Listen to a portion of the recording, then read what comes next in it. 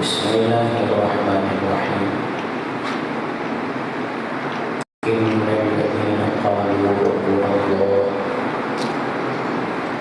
ثم استقاموا تتنزل عليهم الملائكة صدق الله مولانا العظيم وصدق رسوله النبي الكريم الأمين إن الله وملائكته يصلون على النبي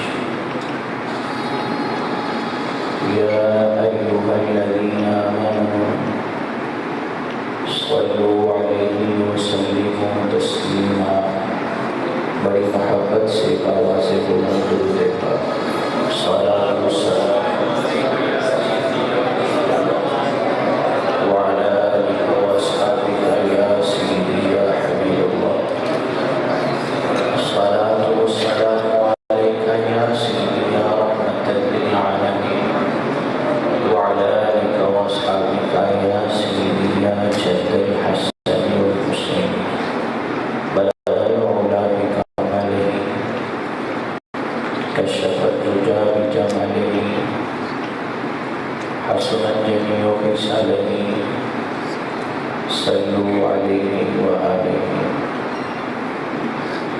يا صاحب الجمال ويا سيد البشر من وجهك المنيب لقد نور القمر لا يمكن الثناء كما كان حقه بعد خدا رسول طول جسم مختصر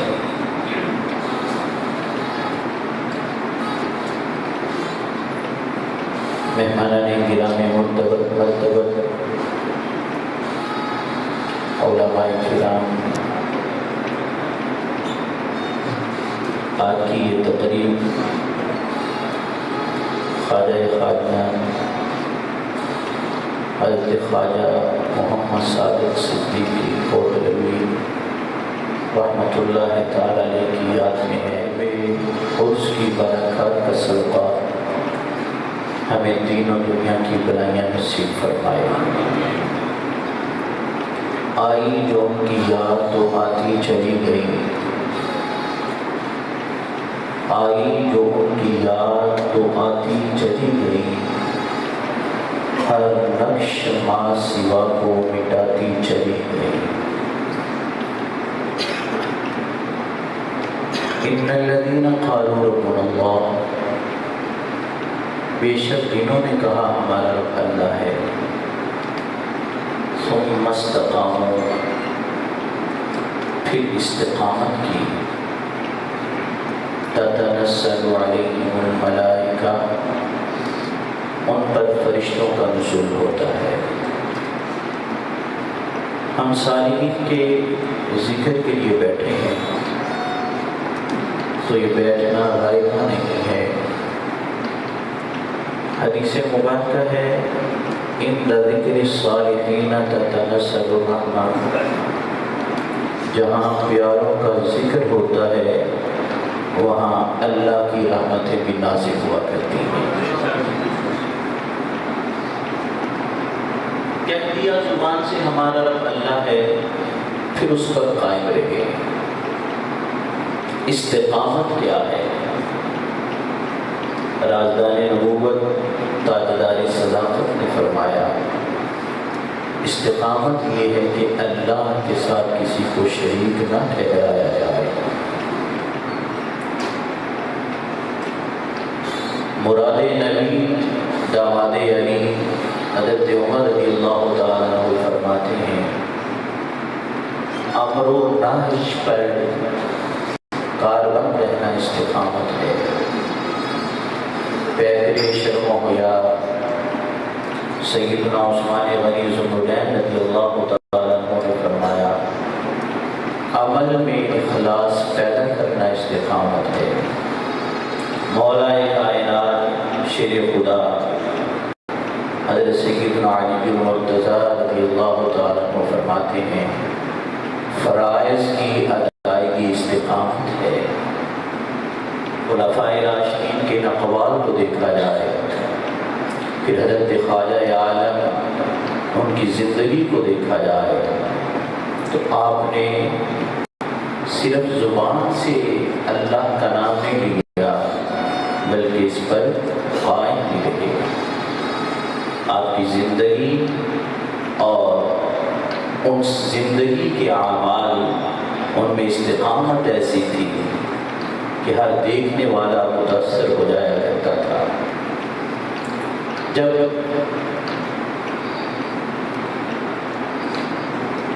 یہ مقام آتا ہے پھر تتنزل علیہم الملائکہ، ان پر فرشتوں کا نزول ہوتا ہے۔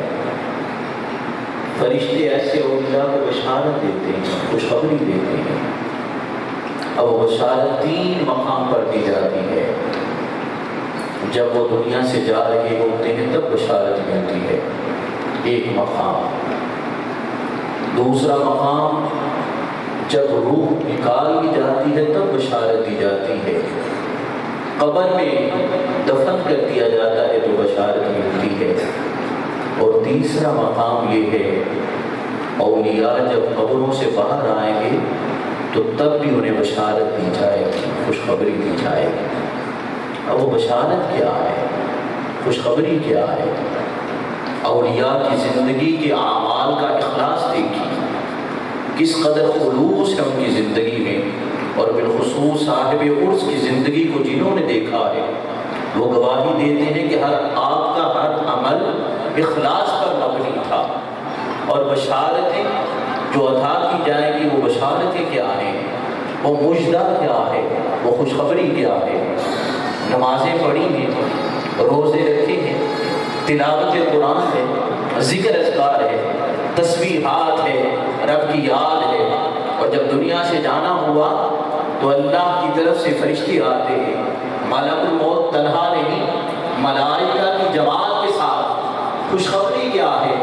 یا ایتھا النفس المطمئنہ، اے پاکیزہ جان، نفس اور نفس بھی مطمئنہ، نفس امارہ بھی ہے نا، ان النفس لامارۃ بالسوء، وہ تو برائی کی طرف لے جاتا ہے۔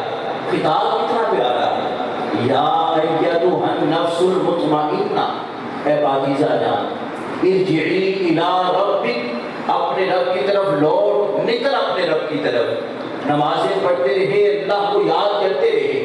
اب مژدہ کیا ہے کہ ساری زندگی جو اللہ کو یاد کیا ہے، سنو، راضیۃ مرضیہ، اے نفس مطمئنہ اپنے رب کی طرف لوٹ اس حال میں کہ تیرا اللہ تجھ سے راضی ہے اور تو اللہ سے راضی ہو جائے۔ بشارت و خوشخبری ہے۔ اور پھر جو ان کے دامن سے وابستہ ہو جاتے ہیں، جو ان کے ساتھ تعلق قائم کرتے ہیں، انہیں بھی بشارت ملتی ہے۔ حدیث بات کا سنیے، فرشتہ اللہ کے حکم سے انسانی بیس میں ایک آدمی کے رستے میں بیٹھا،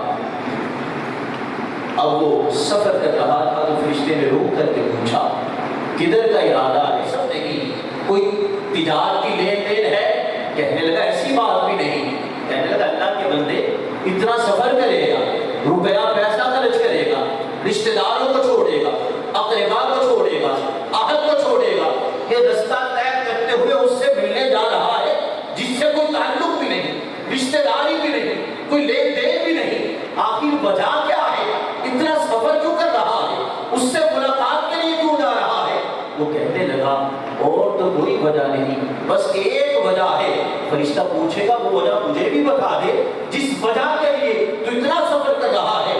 کہنے لگا وہ بندہ اللہ کو یاد کرتا ہے، میں اللہ کی رضا کے لیے اس سے محبت کرتا ہوں، اور کوئی وجہ نہیں، بس ایک وجہ ہے، وہ اللہ سے محبت کرتا ہے، میں اللہ کی رضا کے لیے اس سے محبت کرتا ہوں۔ کتنے ہم میں سے ہیں دیکھا نہیں ہے، سنا نہیں ہے، ان کی تحریر کو پڑھا نہیں ہے، بس ایک اسرار سے نام ہم تک پہنچا ہے، ان کی کرامات کے تذکرے سنے ہیں، ان کا ذکر سنا ہے، محبت لے کر آگے ہیں۔ اب کوئی قرابت داری نہیں ہے، رشتہ داری نہیں ہے، کوئی تعلق نہیں ہے، کوئی لین دین نہیں ہے۔ یہی بات اس آدمی نے کہی تھی۔ کہنے لگا فقط ایک وجہ ہے، اللہ کی رضا کے لیے میں اس سے محبت کرتا ہوں۔ فرشتے نے کہا پھر تیرے لیے بھی بشارت ہے، میں اپنی طرف سے نہیں آیا، اللہ کا پیغام لے کر آیا ہوں، تو میرا اللہ مجھ سے محبت فرماتا ہے۔ جو اللہ والوں سے محبت کرتا ہے تو اللہ ان سے محبت کرتا ہے۔ اور صحیح بخاری کی طویل حدیث سے بات ہے، جب اللہ والا قرب کی منازل طے کرتا ہے، آئے دن فرائض سے غفلت کرنے والا ولی نہیں ہو سکتا، سنتوں کا عارف ولی نہیں ہو سکتا۔ آج اس کی تقریب میں آنے والوں یہ پیغام لے کر جانا، باپوں کے پاس نہ جایا کرو، نجومیوں کے پاس نہ جایا کرو، جعلی عاملوں کے پاس نہ جایا کرو، ان کے پاس جایا کرو جو کہتے کچھ نہیں ہے، تمہاری نظر ان کے چہروں میں پڑتی ہے۔ اللہ والے ہوتے وہ ہیں جنہیں دیکھنے سے ہی اللہ یاد آ جائے گا۔ ان سے اپنے تعلق کو قائم کرو، ان سے اپنے رشتے کو قائم کرو، ان سے نسبتیں پختہ کرو۔ آج ہماری نسبتیں کمزور ہیں، جن کی نسبتیں کامل ہوئی نا، اور ایک اور وجہ یہ ہے، یہ بھی پیغام لے کر جانا، اللہ والوں سے تعلق دنیا کی غرض سے یہ نہ رکھیے کہ کوئی دنیا کی غرض ہے وہ پوری ہو جائے، مصیبت ہے وہ ٹل جائے، کاروبار چمک جائے، یہ چیزیں تو پوری ہو جاتی ہیں، لیکن صوفیہ کی اصطلاح میں تعلق یہ نہیں ہے کہ دنیا پہ کام ہو جائے، بلکہ صوفیہ سے تعلق، شیوخ سے تعلق، اولیاء سے تعلق اس بنا پر کہ آج ہمارا ان سے تعلق ہے، جب دنیا سے جائیں گے نظر ڈالیں گے، بے ایمان ہو کر ہم نہیں جائیں گے، بلکہ اللہ والوں کے دامن سے وابستہ رہنے کا فائدہ یہ ہوتا ہے کہ شیخ جب نظر کرتا ہے، مرید جا رہا ہوتا ہے دنیا سے، ایسے نہیں جاتا بلکہ کلمہ طیبہ پڑھتے ہوئے دنیا سے جا رہا ہوتا ہے۔ یہ پیغام ہے تعلق کا، ہمارا اولیاء سے تعلق اس حوالے کے ساتھ ہونا چاہیے۔ حضرت امام فخر الدین رازی رحمۃ اللہ علیہ کون ہے جو ان کے نام سے واقف نہیں؟ آخری لمحات آ جاتے ہیں، پھر شیطان بھی آ گیا، ان الشیطان للانسان عدو مبین۔ آج ہم شیطان کی پیروی کریں اور شیطان کو دشمن بھی اختیار کریں، شیطان ہمارا دشمن ہے، سبھی جانتے ہیں، لیکن بچنے کی صورتیں کیا کیا ہے؟ آج ان پر عمل نہیں ہے، شیطان کے داؤ سے بچنا ہے، شیطان کی اتباع سے بچنا ہے، تو اس بچاؤ کے لیے بھی اولیاء کے دامن سے وابستہ ہونا پڑے گا۔ امام فخر الدین رازی رحمۃ اللہ تعالی علیہ آخری لمحات آئے، شیطان آ گیا، رازی ساری زندگی مناظرے کرتا رہا، اللہ کو بھی پہچانا ہے کہ نہیں، کہا کیوں نہیں کرتا؟ ایک ہے دلائل کے انبار لگا دیے، دلائل کے انبار 360 دلائل آپ نے شیطان کے سامنے رکھ دیے، وہ بھی تو شیطان تھا نا، سارے توڑ دیے۔ یہ دلائل اس حوالہ سے، یہ دلیل اس حوالہ سے، اس نظریہ سے، زاویہ سے ساری دلیلیں توڑ کے رکھ دی۔ پیشانی پہ پسینہ آ گیا، رازی کوئی معمولی نام تو نہیں تھا، لیکن نسبت مضبوط تھی، تعلق مضبوط تھا، جس کے دامن سے وابستہ تھے وہ شیخ کامل تھا۔ امام نجم الدین کبریٰ رحمۃ اللہ تعالی نے آپ کے شیخ کامل وضو فرما رہے تھے، دوری ہے لیکن شیخ وہ ہوتا ہے جو نظر ڈالتا ہے، ایجابات ہٹتے چلے جاتے ہیں، دوریاں سمٹتی چلی جاتی ہیں۔ ولی کی نظر ظاہر پر نہیں ہوتی، ولی جب نظر کرتا ہے تو دلوں کو بھی چمکا دیا کرتا ہے۔ نظر ڈالی کہ مرید پریشانی میں ہے، دیکھا کہ فخر الدین رازی دنیا سے جا رہا ہے اور شیطان داؤ چلا رہا ہے، آپ نے پانی کے چھینٹے پھینکے اور آواز دی، فرمایا رازی کن دلائل کے چکروں میں پڑا ہوا ہے، شیطان سے کہتے اللہ کو ایک ماننے کے لیے کسی دلیل کی ضرورت نہیں، میں بغیر دلیل کے ہی اپنے رب کو ایک مانتا ہوں۔ تو کلمہ طیبہ پڑھتے ہوئے دنیا سے رخصت ہوتے ہیں، تو یہ نظر ہے شیخ کی، یہ کمال ہے پیر کا۔ اور پھر سلطان العارفین حضرت خواجہ باجی بستانی رحمۃ اللہ تعالی علیہ خرقان کی سرزمین سے گزرتے ہیں، آپ نے سونگنا شروع کیا، مریدین کہنے لگے حضور کیا سونگ رہے ہیں، ہمیں تو کوئی خوشبو نہیں آ رہی۔ فرمایا مجھے اپنے یار کی خوشبو آ رہی ہے۔ حضور دائیں بائیں تو آپ کا یار نظر نہیں آتا، خوشبو یار کی ہے، یار کدھر ہے؟ فرمایا کسی یار کی خوشبو آ رہی ہے، ابھی وہ دنیا میں آیا نہیں، ابھی وہ دنیا میں نہیں آیا، ابھی پیدا نہیں ہوا، جو دنیا میں نہیں آیا اس کی خوشبو آ رہی ہے۔ فرمایا ہاں مجھے یار کی خوشبو آ رہی ہے۔ مولانا روم نے اس کو مسنوی کے اندر نقل کیا، پوچھا حضرت اس کا نام کیا ہوگا؟ کہ جو آیا نہیں، پیدا نہیں ہوا، اس کا نام پوچھا جا رہا ہے۔ فرمایا سنو، اس کو ابو الحسن کے نام سے یاد کیا جائے گا۔ حضرت اس کا حلیہ کیا ہوگا؟ آپ نے اس کا حلیہ بھی بیان کر دیا۔ فرمایا وہ اس سن میں دنیا کے اندر آئے گا، مہینہ بھی بٹھا دیا. پھر آپ کے وصال کے 39 برس کے بعد حضرت ابو الحسن خرقانی کی ولادت ہوتی ہے. ایمان والو، اللہ والے وہ ہوتے ہیں جو سینکڑوں سال بعد بھی پیدا ہو اس کی خوشبو بھی پہلے سن لیا کرتے ہیں. اللہ والے سینکڑوں سال بعد بھی آنے والے ان کی خوشبو سن رہے ہیں. میرا یار ہے، خوشبو آ رہی ہے، آیا نہیں آئے گا. ایمان والو، اللہ والے سینکڑوں سال بعد آنے والے نیک بندوں کی خوشبو سونگ لیتے ہیں. ان کی نظر اتنی ہے، نام بتا دیتے ہیں، گڑیا بتا دیتے ہیں. اللہ والوں کے دامن سے وابستہ رہنے والوں، اپنے اس اعتقاد میں ذوق نہ رکھنا. عقیدت پختہ، نسبت پختہ اور دامن سے وابستگی پختگی کے ساتھ ہو. پھر اللہ والے جب نظر کرتے ہیں، ظاہر تو ایک طرف رہا، وہ روح بھی پاکیزہ کر دیتے ہیں، وہ دلوں کو بھی پاکیزہ کر دیتے ہیں. اللہ رب العزت ہمیں اولیاء کاملین سے سچی محبت عطا فرمائے.